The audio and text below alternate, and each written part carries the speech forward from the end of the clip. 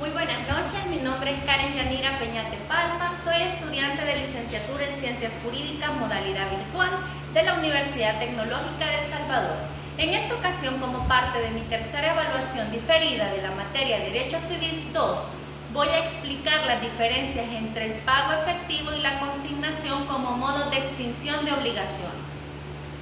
Bien, para comenzar diremos que el artículo 1439 del Código Civil de la República de El Salvador establece que el pago efectivo de una deuda es la prestación de lo que se debe, constituyendo así la extinción de la deuda como tal o la finalización o cumplimiento de esta.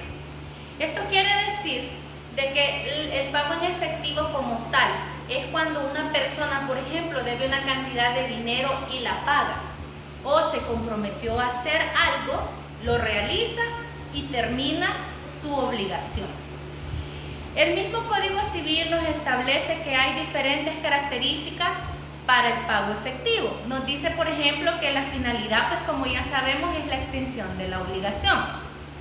Esta puede ser realizada por medio del deudor o por un representante del deudor o por una tercera persona.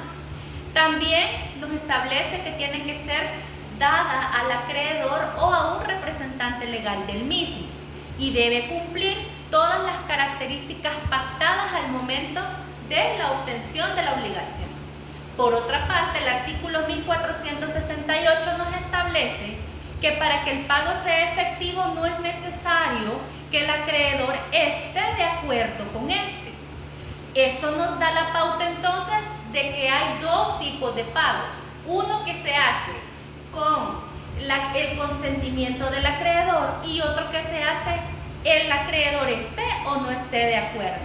Prácticamente es importante hacer énfasis en esto, ya que esta es la principal característica que vamos a encontrar de diferencia entre el pago efectivo y el pago por consignación.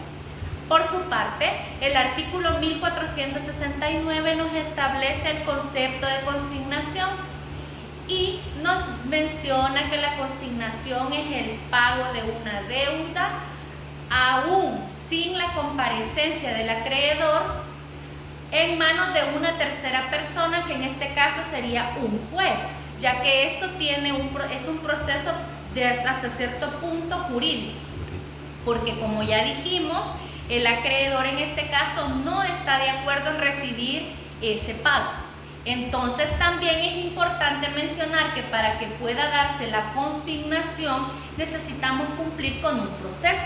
El primer paso es que el deudor le ofrezca, o sea, hacer la oferta del pago de la obligación al acreedor y tener una prueba de que éste rechazó la oferta.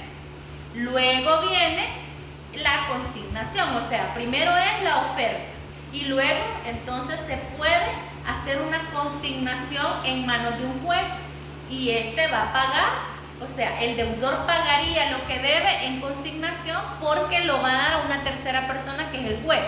Desde este momento, el pago en consignación tiene los mismos efectos que el pago efectivo, es decir, que se extingue la obligación, se detiene el cobro de intereses en ese momento y prácticamente se cumple la misma finalidad, que como dijimos es la extinción.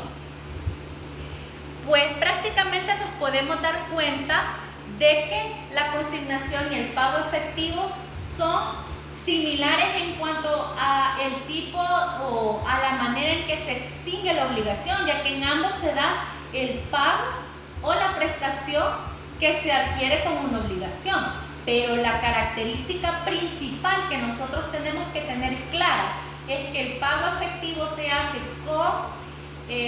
con el acuerdo mutuo entre deudor y acreedor, mientras que la consignación hay un desacuerdo en la que el acreedor no está de acuerdo en aceptar.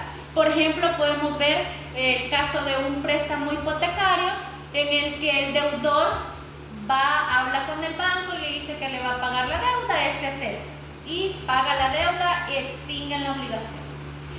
Entonces ahí tendríamos un pago efectivo, pero puede pasar que venga el banco y diga que no se lo acepta porque faltan 5 años para que termine el contrato que había pactado, por ejemplo. Entonces viene aquel deudor y solicita que se pueda realizar un pago por consignación. Y es importante aclarar esto porque después de que se hace la consignación, el deudor tiene la capacidad de pedir que se le devuelva aquello que había dado como garantía para el pago de esa obligación. Por ejemplo, en una hipoteca puede pedir que se le devuelvan las escrituras de su casa.